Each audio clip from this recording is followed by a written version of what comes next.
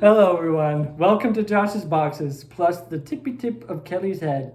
My name is Josh, not Kellie's head, and today we are going to be introducing a new series that I'm calling The Crush Chronicles. As the name would suggest, The Crush Chronicles is just me talking about the stupid stuff I did around girls as a kid. So I'm excited to share it with you all because it's pretty stupid.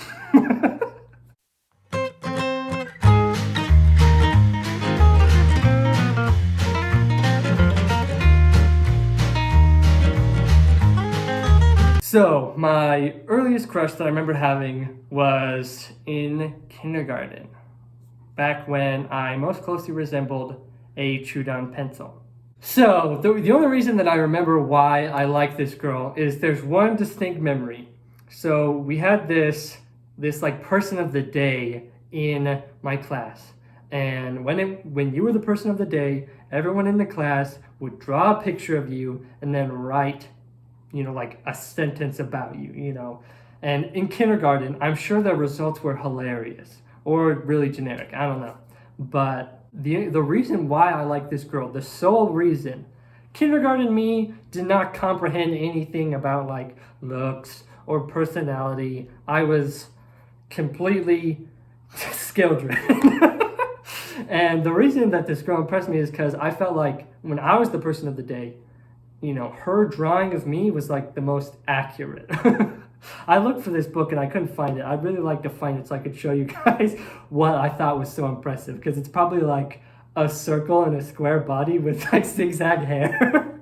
But for whatever reason, this drawing just really captured my heart. I was very Shakespearean, I guess. I remember this memory that I have is we had kindergarten graduation, which looking back is kind of stupid. Well, I would not personally endorse kindergarten graduation. They're simply moving from kindergarten to the first grade. So the thing that I remember is we were driving back from the graduation, and I was in my grandpa's old pickup truck, because my grandpa's a dairy farmer. So he's got this just old beat up pickup truck, and there's not enough room really, like there's no back, it's just like one row of seats and you gotta like sit in the middle. So I've got my grandpa to my left, my dad to my right, and I've just got this book that I brought so that I could admire it, as you do. And I had flipped open to her page, and I was just looking at it going,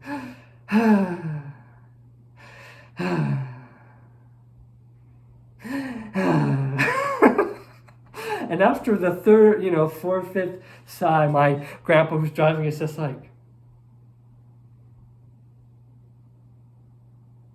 are you okay? Because obviously he's worried that I'm like, just hooing and hawing. It's weird. And my dad looks over and he's like, is that a drawing that a girl made? And I immediately just like, close the book. I'm like, no, it's not. And they're like, oh yeah, well, what is it? What were you sighing so much about? And I just like go catatonic. I just like didn't know how to react. So I just like, yeah. And that's my earliest memory of having a crush. So if that doesn't set the tone for how this whole series is gonna go, I don't know what will. Now on to the first grade. This is big kid territory, okay? In the kindergarten, I still had all my baby teeth, so I was a little dumb baby. But coming into the first grade, I start losing baby teeth. I'm a big kid now, and that means I have big kid relationships. And by big kid relationships, I mean I liked the girl and she didn't like me back. I think that's a pretty good summary of all my big kid relationships. Yeah. So in the first grade, I liked this girl. The first crush I had in the first grade was this girl named Lexi. And this is also a common theme that you'll see. But I told my buddy Parker, and he immediately squealed on me. I'm pretty sure we were like we were on the slide and she was like in the soccer field or something like that. And I told him, I was like, hey man, I think I like Lexi. And I don't think he paused for like a single moment. I think he just like looked at me and then just like took off towards the soccer field, running towards Lexi. This squeal on me. I'm like, looking back, I'm like, bro, what the heck? That's not cool. This is bro code number 1. You don't go squealing about your crushes to people. Come on. But apparently, my buddy Parker had not read the bro code because he was insta squealing. It's like quantum squealing. Like there wasn't any moment where he transitioned. It was like from one moment he wasn't squealing to the very next moment he was, with no pause in between. It was a quantum squeal. So he goes, he tells her that I like her, and we all come in for recess, and we're sitting next to each other. I did this strategically because I needed to gather information. This was first grade reconnaissance. So I strategically placed myself next to Lexi during story time so that while my teacher's reading, I can gather intel. So I'm like, trying to be subtle about it as a first grader. So I'm like, hey, did Parker tell you that I like you? Just being a super spy. She was like, yeah, he did. And then I just remember there was like this like awkward pause because I didn't know how to react to her knowing that I liked her. And I doubt that she knew how to react knowing that I knew that she knew that I knew that I liked her. And so there was just like this awkward pause, and I was like, okay, well, Parker wasn't supposed to say that. And then as I was saying this, my teacher's like, Josh, Lexi, stop talking and pay attention. And I was like, oh man, I just got in trouble for talking to this girl. I'm one of those kids that like hates getting in trouble. I was like just so hesitant to get in trouble, and it like hurt, like it goes deep when I got in trouble. And so I was like, this girl's nothing but trouble. I talked to her once, I get in trouble, no more. Feels immediately cut off. I took her feels to the guillotine, man. They were gone, cut off immediately. Unfortunately, that didn't last long though, because the very next girl that I liked got me in a lot of trouble too.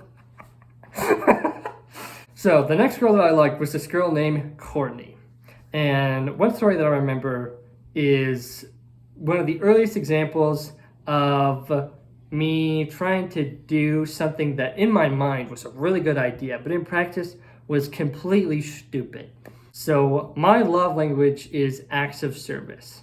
And so I wanted to like do stuff for this girl to show her that I was reciprocal liking material.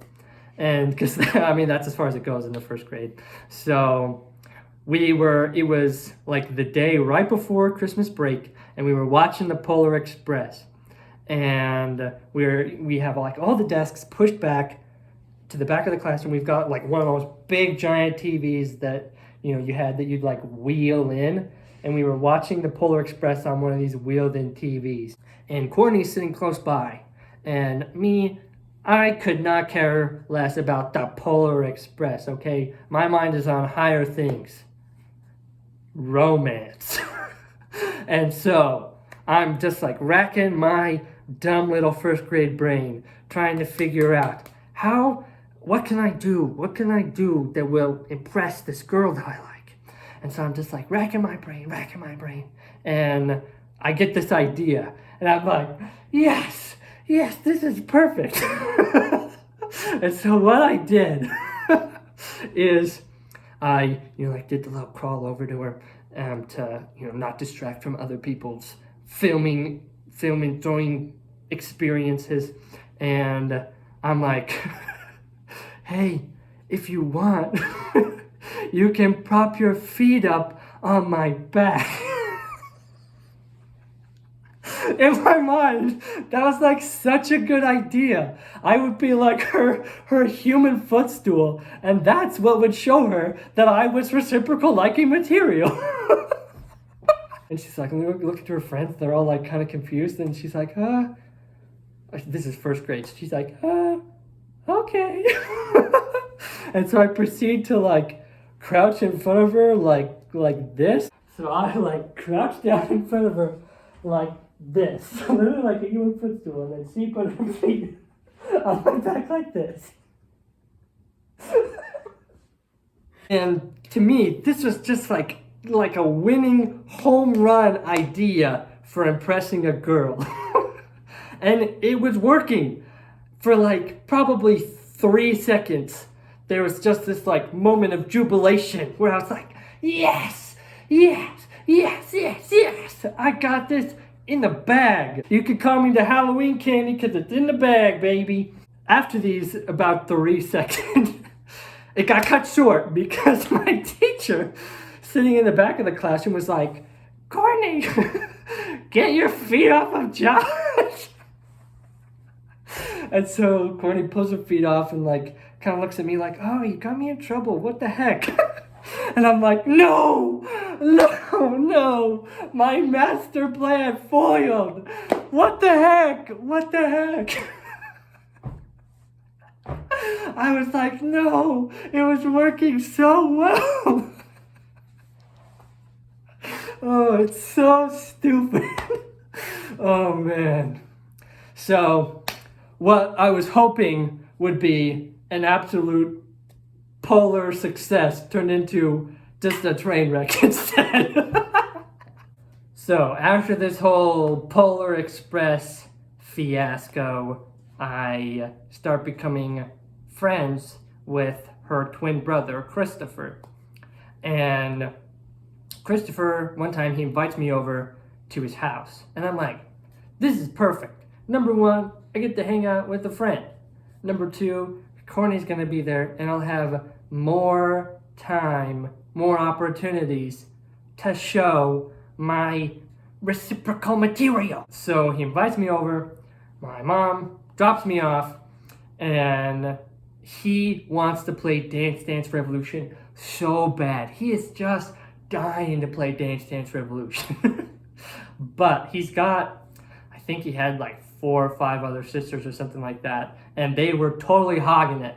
And he was like, no, we need to play Dance Dance Revolution. And so we need a plan to get the girls off of Dance Dance Revolution so we can play it. And I could not care less about Dance Dance Revolution, but I was like in on the plan to get their attention. And as first graders, we come up with just an ingenious scheme. So this scheme that we concocted was we would run down to the basement with our shirts off, whipping around our shirts Muscle Man style, hoping that would scare away all of his sisters, because they'd be like, oh, boys without their shirts on, oh, that's so gross. And that would scare them away, and then we would have Dance Dance Revolution all to ourselves. And in the meantime, I was totally on board with this plan, because I would be able to show my amazing Smeagol-like physique to my crush. It was a perfect plan. It was flawless. And so we go running around down the stairs with our shirts, woo, whipping them around and making all these howls and all these crazy sounds. And it did not work.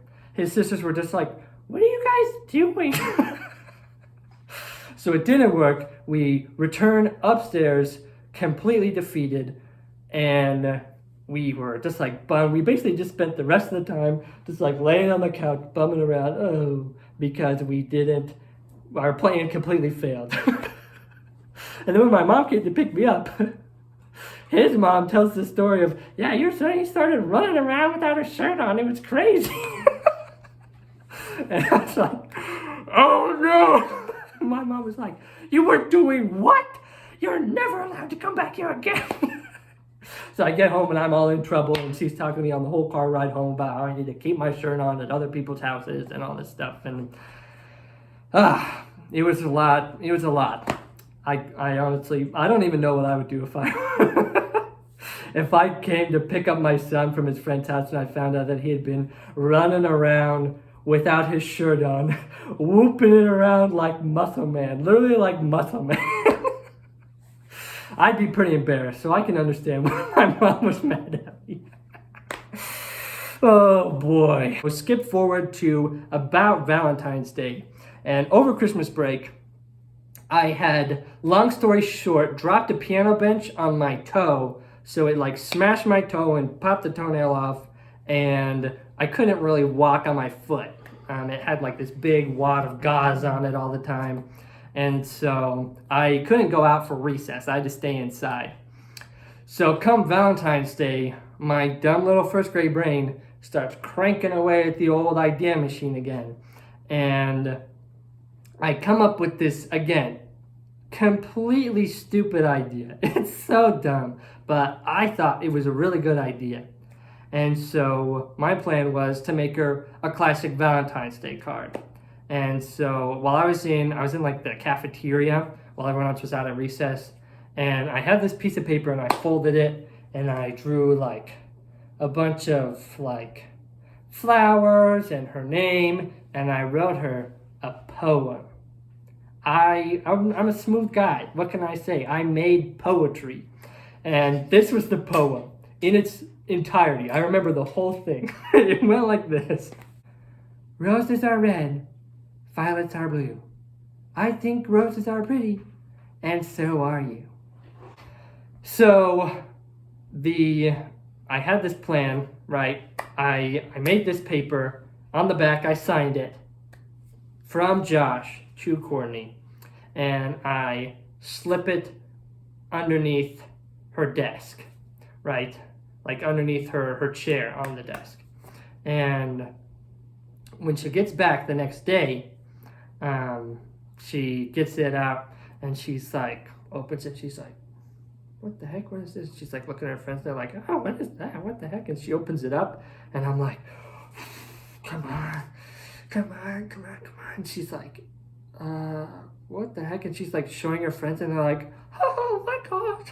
And I'm like, oh, dang it. Dang it. So I knew it hadn't gone over well, but it just got way worse than I thought it would. Because that night, I got sat down by my parents and they were like, hey Josh, so Courtney's mom called us. Our parents knew each other because of my friendship with Christopher. And so they're like, hey, we got a call from Courtney's mom and we need to talk. Okay, so sit down. I was like, oh crap, I'm gonna get in trouble for this stupid card. Such a stupid idea. Oh, stupid.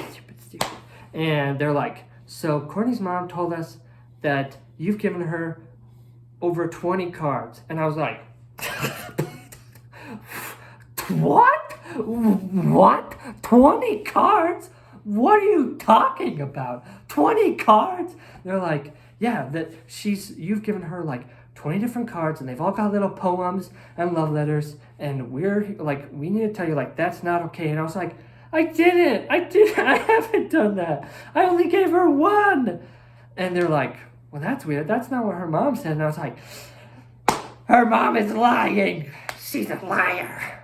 And so they're like, oh, okay, well, that's really weird, but we'll just don't do that anymore, okay? And I was like, I'm definitely not going to do that anymore. I'm not writing any stupid letters to this liar, this woman with no moral principles. I was really offended as a first grader. Like, I was straight up like, this girl, she can go take a hike. She can take a hike. Because that's how I feel about her. So that is episode 1 of the Crush Chronicles. I'm planning on doing a lot more with this series. There's a lot more stupid things that I did that I can tell stories about. And so I'm looking forward to it. I'm looking forward to continue to tell the stories. Big shout out to my buddy Joe, who's helping out with making this video, and for Kellie for making occasional appearances here as well. Their help meant a lot to me, so thank you so much. There will be a link in the description where you can check out Joe's letterbox. If you're into movies, definitely check it out. He's got very good reviews of movies on Letterboxd. But thanks so much for watching. If you like this, then like the video. If you're interested in hearing more stupid stories from me, subscribe.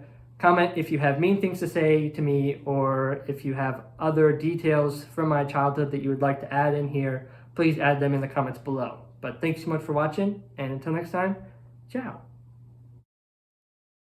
Courtney's mom called us because my parents knew each other because, oh crap, I didn't tell the Christopher story. So my parents knew each other. Our parents knew each other because of my friendship with Christopher. I'll just add it in later. Hello everyone, welcome to Josh's Boxes. My name is Josh, and today I'm going to be introducing to you Joe's elbow. There it is. Woohoo! Probably should not do that. Alright, hello everyone. Welcome to Josh's Boxes. My name is Josh, and today I'm introducing a brand new series that I'm calling Josh's Boxes.